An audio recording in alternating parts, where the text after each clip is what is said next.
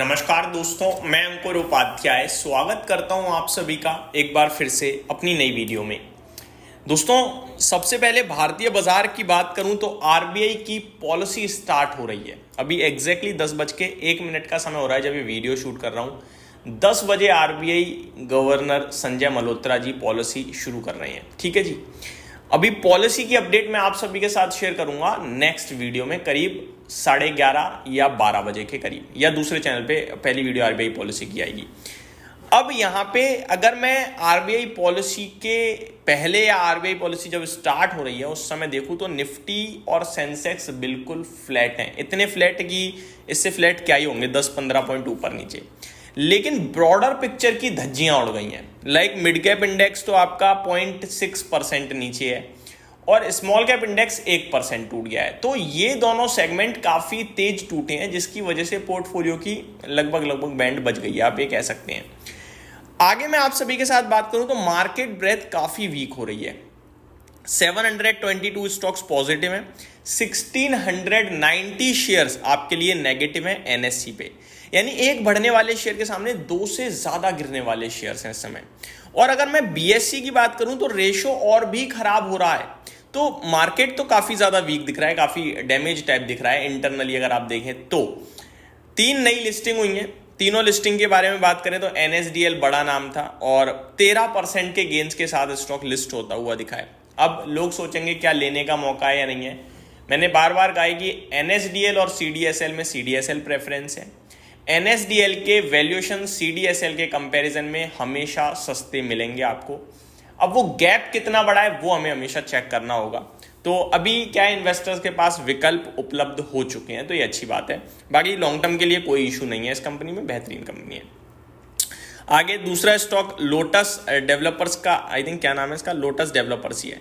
ये भी लिस्ट हुआ है, 18% गेंस के साथ ये लिस्ट होता हुआ दिखा है। इसमें थोड़ा अच्छा पैसा बना है निवेशकों का लिस्टिंग पे। और MBEL ये नेगेटिव लिस्ट हुआ है, 1% नीचे ट्रेड कर रहा है इस समय।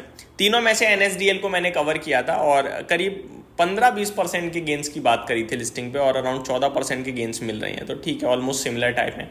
करंट लेवल पे मैं कुछ करने के लिए नहीं बोलूंगा। आगे अगर देखा जाए दोस्तों मार्केट में सेक्टर स्पेसिफिक तो लाल निशानी है, हरे निशान में तो कुछ नहीं है। आरबीआई पॉलिसी के चलते पीएसयू बैंक्स, बैंक निफ्टी और निफ्टी फाइनेंशियल सर्विसेज, तीनों बैंकिंग फाइनेंशियल सेगमेंट बिल्कुल फ्लैट हैं। तो ये वेट कर रहे हैं पॉलिसी का, और जो कि शुरू हो चुकी है, चल रही है पॉलिसी इस समय। संजय मल्होत्रा साहब जी बोल रहे हैं। तो ये तीनों सेगमेंट पॉलिसी के बाद मूव करेंगे और वो बाजार को ड्राइव करेगा। देखते हैं ऊपर ड्राइव करता है या नीचे ड्राइव करता है। लेकिन फार्मा 1.5% टूट गया है, जिसकी उम्मीद थी वो टैरिफ की खबर के चलते। रियल एस्टेट में गिरावट है, आईटी टूट गया है। अमेरिका में जब जब कुछ गलत होगा तब आईटी टूटेगा। Mid cap select, energy, auto, media select, ये सब आपके लिए टूटते हुए दिख रहे हैं काफी तेजी से। ओवरऑल सिंपल भाषा में देखा जाए तो बाजार की बैंड बजी पड़ी है, और बाजार की बैंड बज रही है आपकी तो पोर्टफोलियो की भी बजी रही है। अभी टॉप गेनर्स की बात करूं तो किर्लोस्कर इंजन्स में 7.5% की तेजी है। आईटीआई, गॉडफ्रे फिलिप्स एक बार फिर रैली कर रहा है, 10,000 के ऊपर ट्रेड कर रहा है इजीली। गुजरात फ्लोरोकेम एंड एनसीसी, ये कुछ स्टॉक्स हैं जो आपके लिए बढ़िया करते हुए दिख रहे हैं आज के सेशन में, जहां 7 से लेकर 3% की तेजी है। गिरावट सीसीएल में हो रही है करीब 7% की। ट्रांसफॉर्मर एंड रेक्टिफायर 6.5% नीचे है। एरिस लाइफ साइंसेस करीब 6.5% नीचे है। वॉकहार्ट फार्मा, जीपीआईएल में भी गिरावट देखने को मिल रही है। अभी की बात करूं तो अभी तक टर्नओवर ऐसा कोई खास किसी पर्टिकुलर स्टॉक में आया नहीं है। गॉडफ्रे फिलिप्स हालांकि 450 करोड़ का टर्नओवर हो चुका है यहाँ पे। बाकी न्यूट्रल साइड पे ही बाजार ज्यादातर स्टॉक स्पेसिफिक ट्रेड कर रहा है। न्यूट्रल इन द मीन पैसों के मामले में, वैसे उठापटक तो भरपूर चल रही है। आगे निफ्टी की बात करें, 33 स्टॉक्स नेगेटिव हैं। इस बीच में निफ्टी डेज लो पे आता हुआ दिख रहा है पॉलिसी स्टार्ट होते हुए। 24,600 के नीचे निकला है, बट अभी कुछ भी कहना जल्दबाजी होगी।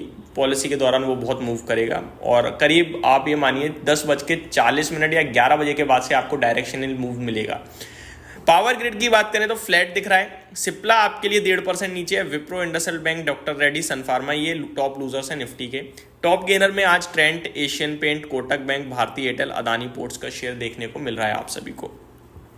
एफआईआई की तरफ से कल भी भारी भरकम बिकवाली हुई थी, तो वो तो लगातार बेच ही रहे हैं। हालांकि कैश मार्केट में नहीं बेचा उन्होंने, इंडेक्स बेचा और स्टॉक फ्यूचर्स बेचे, जो कि एक नेगेटिव संकेत है मेरे हिसाब से। आज के लिए एक बिग ब्रेकिंग मैं आपके साथ इसी वीडियो में शेयर करना चाहूंगा। आरबीआई ने कोई रेट कट नहीं किया, आरबीआई ने ब्याज दरों में कोई बदलाव नहीं किया है और एज एक्सपेक्टेड यही उम्मीद भी थी।